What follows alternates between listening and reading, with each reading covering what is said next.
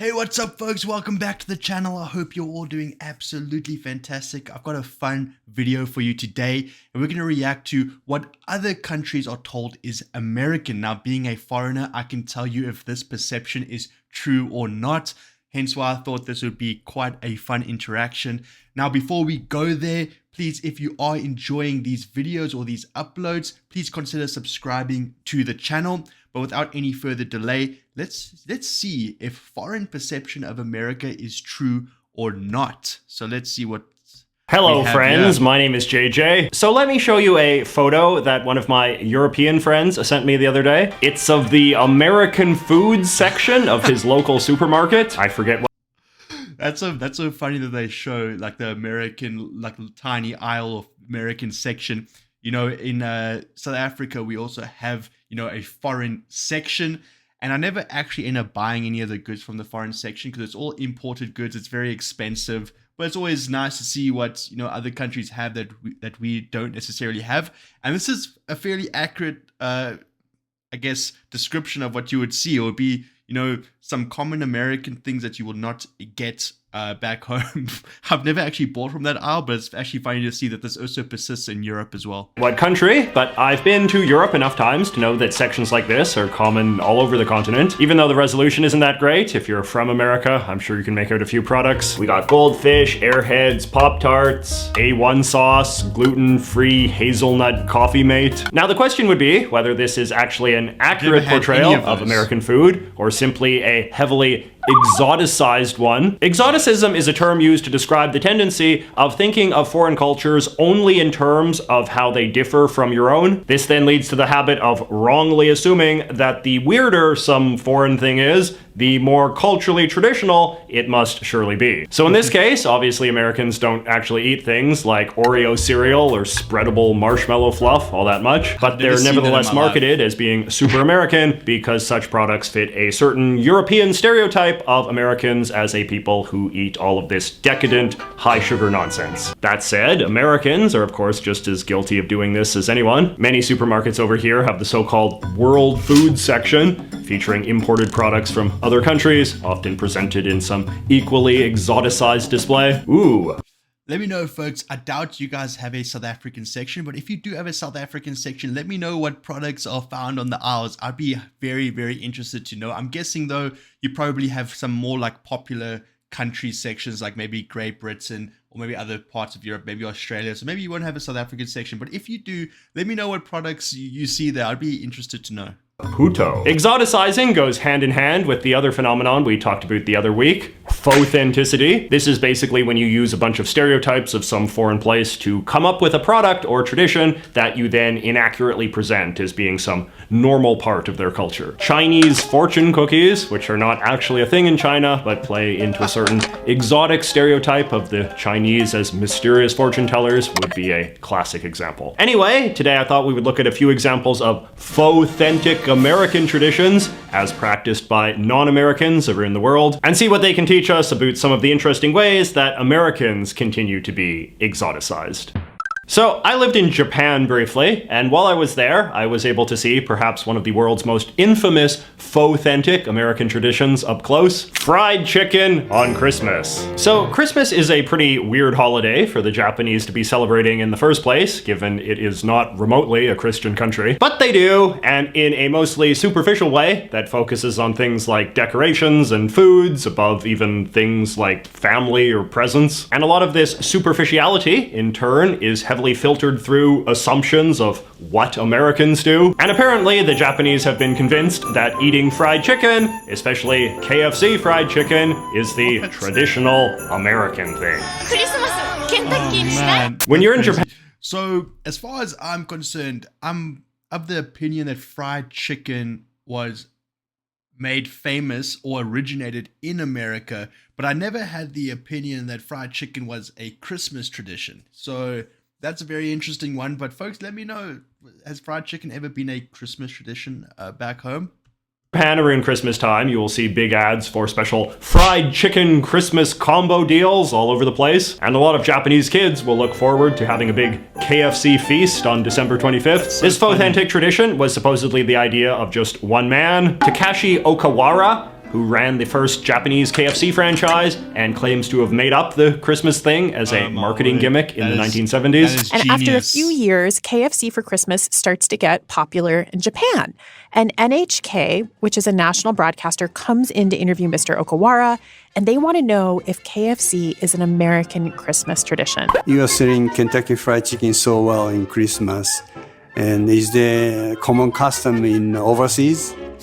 And I would, I know that there people are not eating chicken, they're eating turkey. But I said, yes, it was lie. No. But, I still regret that. I found a lot of Japanese people were quite shocked funny, when I told them that no one in America actually eats fried chicken on Christmas, and that if anything, eating fast food on Christmas would be considered a fairly trashy thing in American culture. But then again, I'm sure that a lot of Americans would also be shocked to learn that Japanese people do not eat sushi with rice on the outside. Speaking of fast food, another wild, faux-authentic American thing I have experienced firsthand on my travels is the Dutch practice of eating what they call American-style sauce on their French fries. You can buy it at places like McDonald's or in big bottles at the store. It's not that bad. I would describe it as basically what you would get if you put mayonnaise and relish together in the blender. An even weirder Dutch food, however, is what they call filet Americain, or American préparé in Belgium, which is a kind of pâté made of raw ground beef and often eaten on toast or crackers. There are a lot of theories about how this weird and possibly dangerous dish became associated with Americans, but when I was there, people told me it was because during the war, there had become this stereotype that American soldiers all ate their steaks super rare, and then the Dutch beef industry just kind of ran with that. That is almost certainly an apocryphal story, but hey, apocryphal stories are one of the key foundations upon which authentic traditions are built.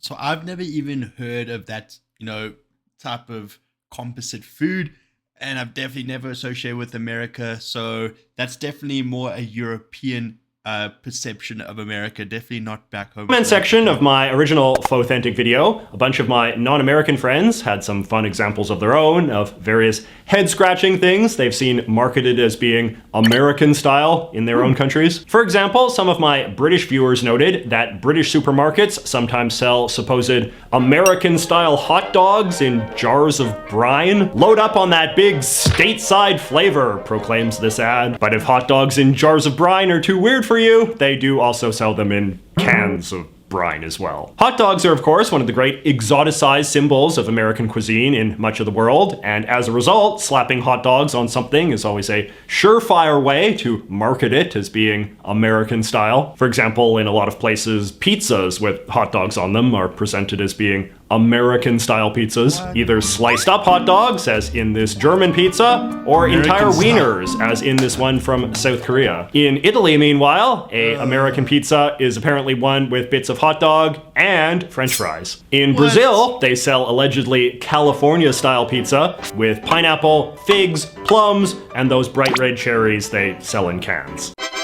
Though nothing can top this story from my friend Daniel. My friend was doing graduate work in Poland and went out to eat and saw American pizza on the menu. When she ordered it, it came out as a plain cheese pizza, and the guy brought a can of creamed corn and poured it directly onto the pizza right there at the table. Many Americans who had lived or traveled abroad were equally keen to regale me with horror stories about what other countries seem to think a traditional American-style breakfast entails. Among other things, they described being served breakfasts that included stuff like baked beans, garlic bread, potato salad, and of course, hot dogs. One guy even complained about being served green orange juice in China. Talking of Asia, many of my Asian friends told me about a dish that is apparently common in many Asian countries, known as American fried rice. This evidently consists of rice cooked with ketchup, corn, and raisins, accompanied by a side of various stereotypical American delicacies like hot dogs, slices of bologna, fried eggs, and chicken nuggets. Plus, okay, guys, so definitely do not have this perception of America. The one perception we do have is just the classic hot dog and how it, I guess, represents what you would eat at a ball game in America, or if you go to a carnival or a state fair, a hot dog would be a common, meal you would get at a food truck or something in America. So please tell me, are hot dogs not common in America? I always thought that was like a a good thing to get at a sports game or something. I never ever associated, hot dog cuttings as a topping to be American style though. I've never had that perception like some of these countries, but I've definitely always associated a hot dog with, American sports culture or American carnival fair culture. So, and honestly, hot dog is one of my favorite foods. More ketchup. But my favorite story of a faux-authentic American dish comes from my friend Camilo in Colombia. In Colombia, we have American-style hot dogs, which are enormous hot dogs with a chorizo wiener topped with melted cheese, crumbled potato chips, various sauces, and quail eggs. I was able to verify this with a photo. Camilo continues, "We named it that because of a common belief in Latin America that people in the USA eat big-size foods with a lot of toppings and all of that. You can't believe I feel like that hot dog was probably pretty good though. I don't know about I wouldn't have had it with the eggs, but without the eggs, that looked like a pretty good hot dog. How disappointed I was when I tried an actual hot dog in the USA. All right, now let us do a lightning round of a few other much beloved, allegedly American foods from around the world. Amerikaners, which are German cookies with black and white icing. The similar but distinct American cakes that the Poles make, which are these little doughy lumps with frosted undersides. An American sandwich, or a pan American, which is some sort of beef and French fry sandwich that they sell in France. American salad, which is a kind of mayonnaise and carrot salad sold in Spain. And American dressing, a creamy sauce that the Swedes eat that's made of pickles, mayonnaise, and hot sauce and sold in tubes. Now available in bacon flavor. But faux-authentic Americana is not just limited to food, of course. A number of my foreign friends were eager to inform me that these things, which I guess we would call red Solo cups, are a subject of considerable fascination in other parts of the world, where they are often sold as glamorous American party cups. I love this copy from this British online store. Everything about these disposable red American party cups says party. Whether you're planning a barbecue or a wild night of beer pong and American pop music, these red party cups are the perfect disposable option. Instantly recognizable from a number of American films, such as the American Pie series and Scott Pilgrim vs. the World, these disposable cups are durable enough for even the wildest of parties. Yeah, because, if you had a plain plastic cup, it would not be American. But as soon as you paint the cup red, then, it becomes American. In Brazil, however, they call a cup that looks like this an American cup. Brazilians also call placemats American sets for some reason. They have a similar situation in Italy, where a placemat is known as an American tablecloth. Are placemats really that American of a thing? My friend Marcelo, meanwhile, tells me this story. I visited Chile one time, and they have stores out there called American stores. These stores are actually just thrift stores, but they call them that because they mostly have American types of clothing, such as American football jerseys, American brands, American college shirts, etc. It was pretty funny, to be honest. This reminds me of— Oh, guys, I see those American, college tops everywhere. And I won't lie, I've even been guilty of wanting to buy one in the past because they look so cool. It's so nice to see one of those pullover tops with the American University name and logo and things like that. So that is definitely something that, foreigners want. They just assume that Americans are wearing that all the time.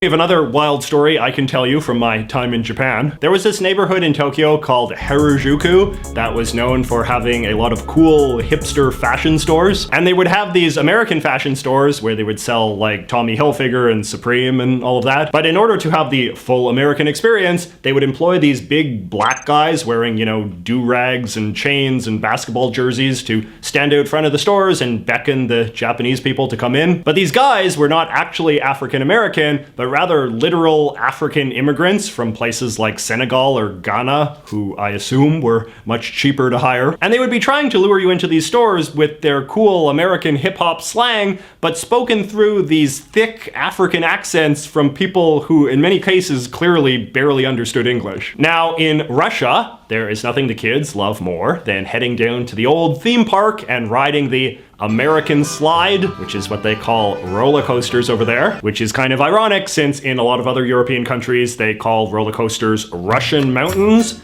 and the historians seem to agree that they were actually invented in Russia as well. But still, I'm sure Americans would much rather be associated with roller coasters than brass knuckles, or as the French call them, American fists. Oh or my how about goodness. I can definitely explain the roller coaster thing.